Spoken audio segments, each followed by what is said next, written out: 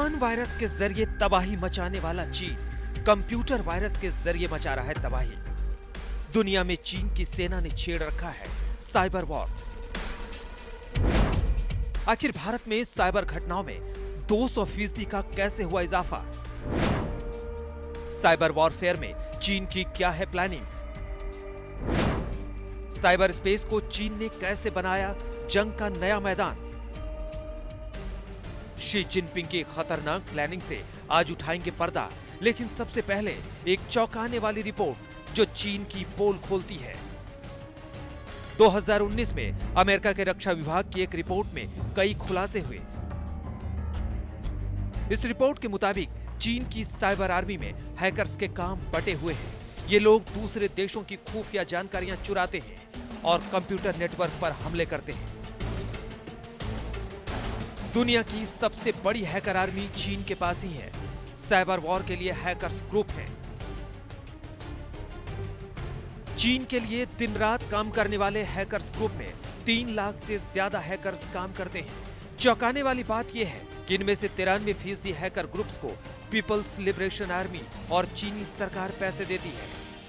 चालबाज चीन दुनिया में हैकिंग करने के लिए बाकायदे एक हैकर्स का ग्रुप हायर कर रखा है, जिसके जरिए वो अलग अलग देशों की जानकारियां हासिल करने की कोशिश में रहता है। जानकारी के मुताबिक करीब 3 लाख हैकर्स ऐसे हैं जो चीन के पास इस वक्त मौजूद हैं। 93% हैकिंग का जो फंडिंग है वो चीन आर्मी की तरफ से किया जाता है, जो कि बहुत बड़े सवाल खड़ा करता है।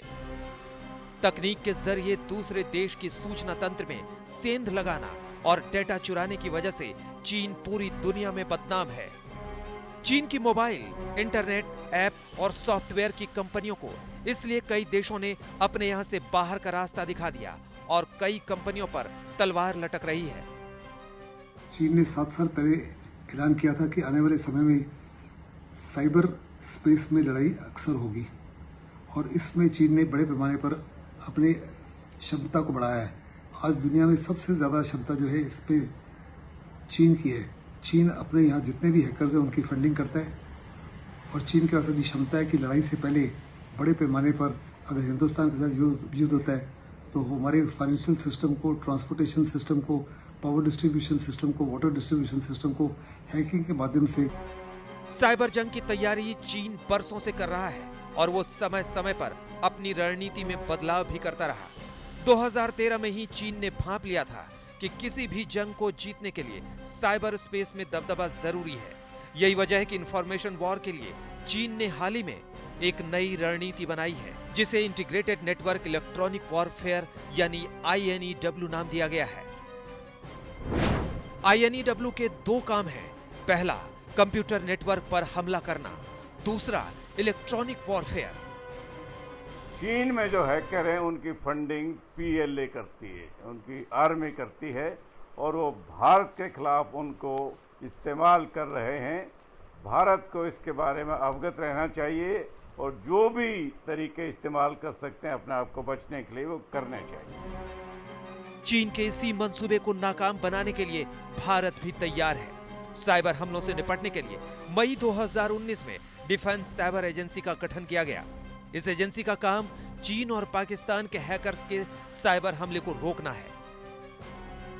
सरहद पर मात खाने के बीच चीन साइबर की जंग में भी बुरी तरह चित हो जाएगा। उसे यहां भी मुंह की खानी पड़ेगी। 7 साल पहले चीन की तरफ से ये कहा गया था कि जंग जीतने के लिए साइबर स्पेस बहुत जरूरी है।